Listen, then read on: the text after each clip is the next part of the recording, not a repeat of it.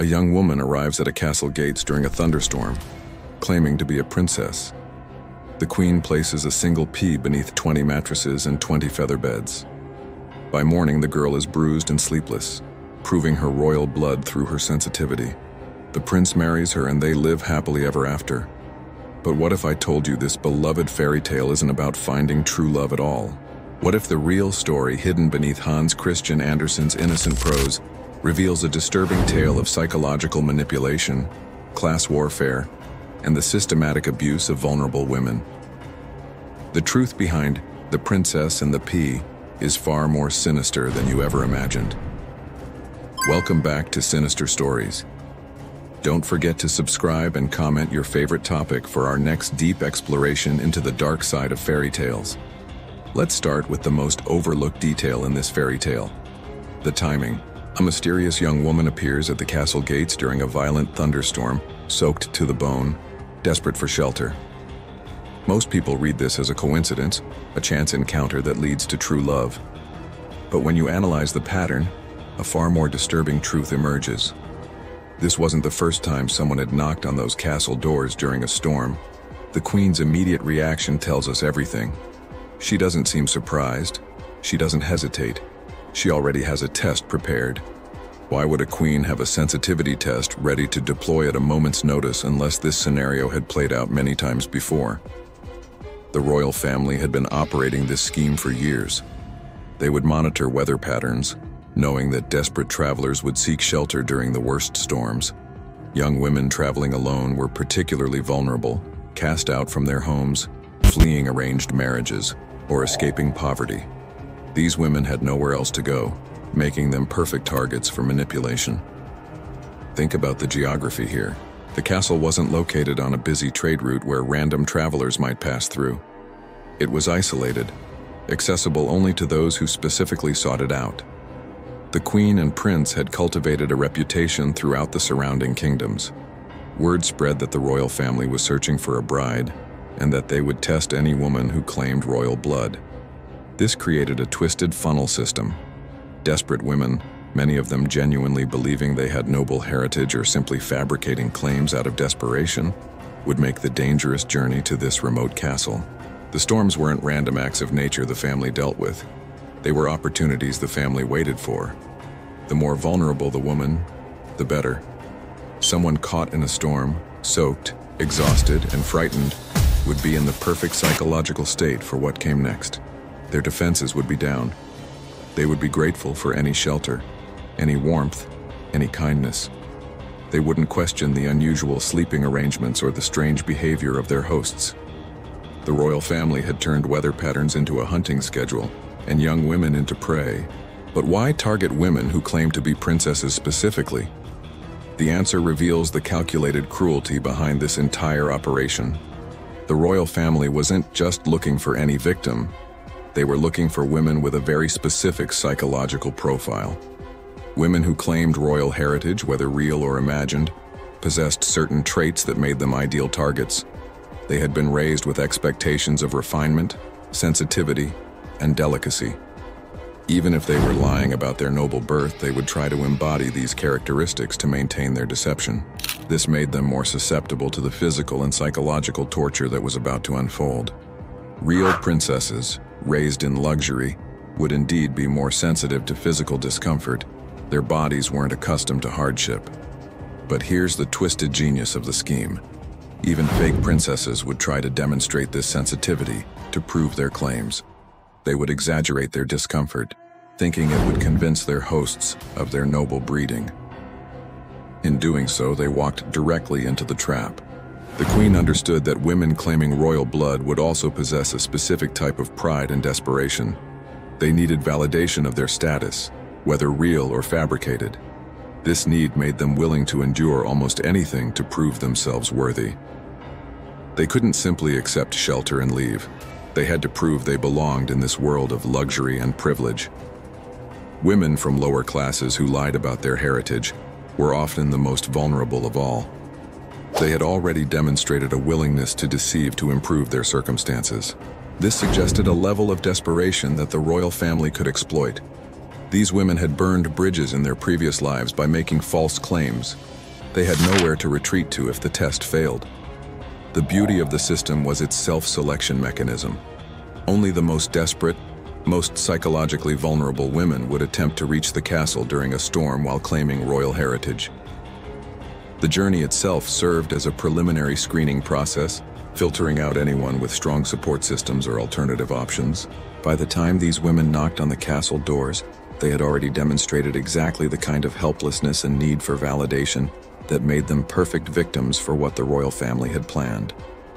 The most chilling aspect of this operation was how the royal family used their previous victims to attract new ones. Every woman who underwent the test became an unwitting recruiter for the next victim, regardless of whether she passed or failed. Those who failed the sensitivity test were sent away, but not empty-handed. They were given small tokens, a few coins, a piece of bread, perhaps a worn cloak. This wasn't kindness, it was strategic manipulation. These women would tell their stories in taverns and villages, describing the incredible wealth they witnessed, the beautiful prince and the mysterious test. Their tales would spread, growing more elaborate with each telling. The women who passed earlier tests, and there had to be several, met a different fate entirely.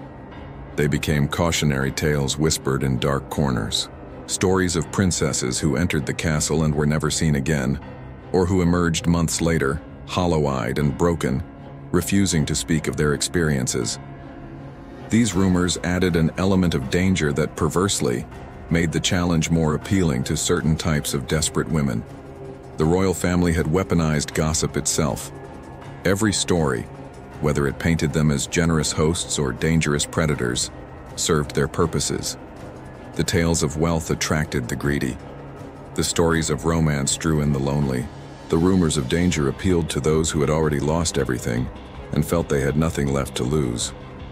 Village storytellers unknowingly became part of the recruitment network. Mothers would tell their daughters about the prince who was searching for his true love, not realizing they were advertising for predators.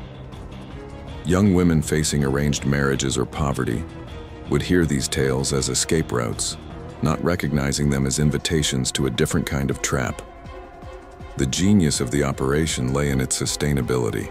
Each victim helped create the next one. The royal family didn't need to actively hunt.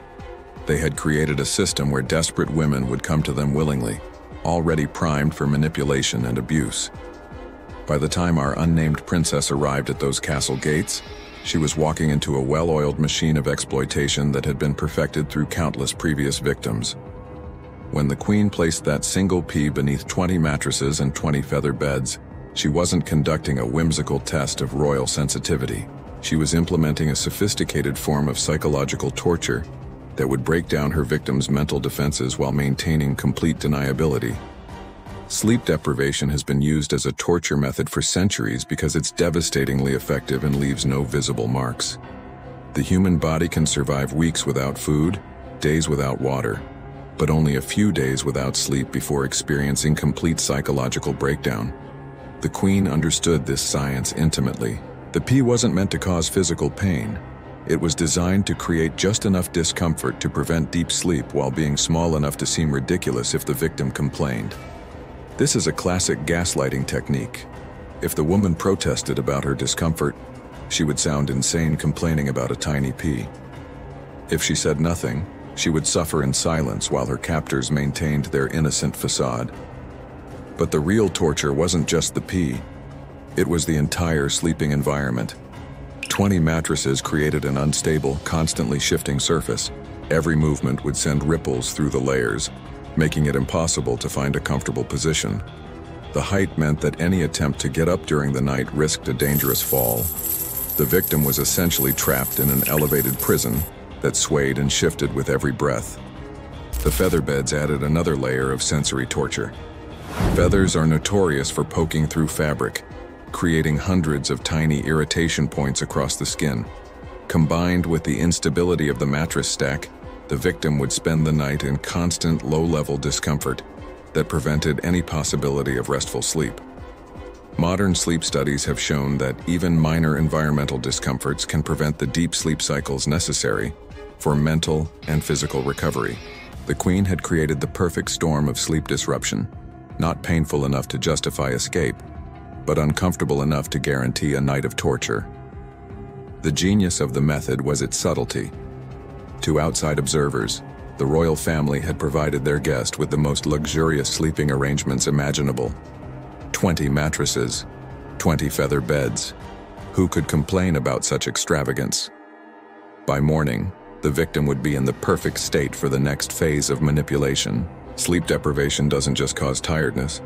It systematically dismantles a person's ability to think clearly, make rational decisions, or resist suggestion. After a night without sleep, the brain's prefrontal cortex, responsible for critical thinking and decision-making, begins to shut down. The victim would be operating on pure emotion and instinct, making her incredibly vulnerable to manipulation. Her ability to recognize danger or think through the implications of her situation would be severely compromised. The physical effects would be just as devastating.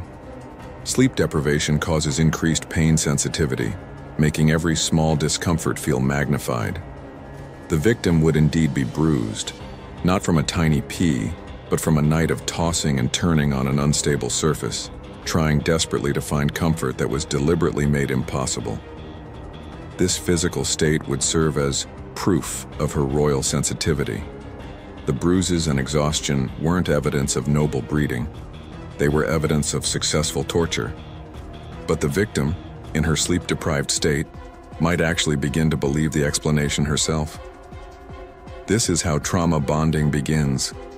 The Queen's morning examination wasn't a test. It was a moment of triumph. She would see exactly what she had accomplished. A broken, exhausted, confused young woman who was now completely dependent on her captors for interpretation of her own experience. The victim couldn't trust her own perceptions anymore. The psychological term for this is learned helplessness. By creating a situation where the victim's discomfort was both undeniable and apparently inexplicable, the royal family had taught her that her own judgment couldn't be trusted. She would need them to tell her what her experience meant. The morning after the test, the victim would be told that her suffering proved her worthiness. Her pain was reframed as a gift, her torture as validation. This is a classic technique used by abusers to make their victims grateful for their abuse. By the time the prince proposed marriage, the victim was no longer capable of making a rational decision. She had been psychologically conditioned to accept whatever interpretation of events her captors provided. But why was sensitivity the trait the royal family valued above all others? The answer reveals the true purpose of this entire operation, and it had nothing to do with finding a suitable wife for the prince. Highly sensitive individuals are easier to control because they're more responsive to subtle forms of manipulation. Someone who reacts strongly to minor physical discomfort will also react strongly to emotional manipulation, social pressure, and psychological abuse. The royal family wasn't looking for a princess. They were looking for someone who could be easily broken and rebuilt according to their specifications. The sensitivity test identified women who would be most susceptible to ongoing psychological control. A woman who couldn't sleep because of a pee would be someone who could be kept in line through the constant threat of minor discomforts. She would be hypervigilant, always trying to anticipate and avoid the next source of pain or displeasure. This creates the perfect victim for long-term psychological abuse. Sensitive individuals often develop a condition called hypervigilance, where they become obsessed with monitoring their environment for potential threats. They'll modify their behavior constantly to avoid triggering their abuser's displeasure, essentially becoming their own prison guards. The marriage wasn't the end goal. It was the beginning of a lifetime of control. The princess would spend her days walking on eggshells, terrified of displaying any sensitivity that might be used against her, yet unable to stop being sensitive because that's what made her worthy in the first place. The royal family had perfected a system for creating the ideal victim, someone who was grateful for their abuse, who believed their suffering proved their worth, and who was too psychologically damaged to ever consider escape. The sensitivity test wasn't about finding a suitable bride. It was about creating a broken person who could be molded into whatever the royal family desired. The real horror of The Princess and the Pea isn't that a young woman was tortured for one night. It's that she was convinced to be grateful for it, to see it as proof of her value, and to willingly enter into a lifetime of the same treatment. The fairy tale ending isn't about love conquering all. It's about the victim thanking her captors and calling it happiness. So the next time someone tells you The Princess and the Pea is a charming story about true love, remember what you've learned today. Remember the calculated cruelty of a royal family that turned natural disasters into hunting opportunities. Remember the systematic torture disguised as a luxury accommodation. Remember the psychological manipulation that convinced a victim to thank her abusers and call it love. This isn't just about one fairy tale. It's about recognizing the patterns of abuse and control that still exist in our world today. The techniques used by the Queen and Prince are still employed by manipulators, predators, and abusers. They target the vulnerable, isolate their victims, use sleep deprivation and gaslighting to break down resistance, and then convince their victims that the abuse is actually proof of love or worthiness. The story of The Princess and the Pea survives because it normalizes these patterns. It teaches children that suffering proves worthiness, that sensitivity makes you special, and that gratitude toward those who hurt you is the path to happiness. These are dangerous lessons disguised as innocent entertainment. Hans Christian Andersen may have thought he was writing a simple tale about finding true love, but he actually created a perfect blueprint for psychological abuse. The fact that we've been telling this story to children for generations shows how deeply these toxic patterns are embedded in our culture. The real princess in this story is not the woman who felt the pea. It's every person who has ever been told their pain doesn't matter, that their suffering is proof of their worthiness, or that they should be grateful to those who hurt them. What other childhood stories have you been told that might hide darker truths?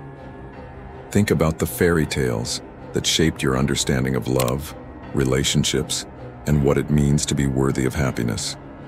How many of them actually contain messages about accepting abuse, being grateful for suffering, or proving your worth through pain? If this analysis opened your eyes to something you'd never considered before, make sure to subscribe to Sinister Stories for more deep explorations into the dark side of our most beloved tales.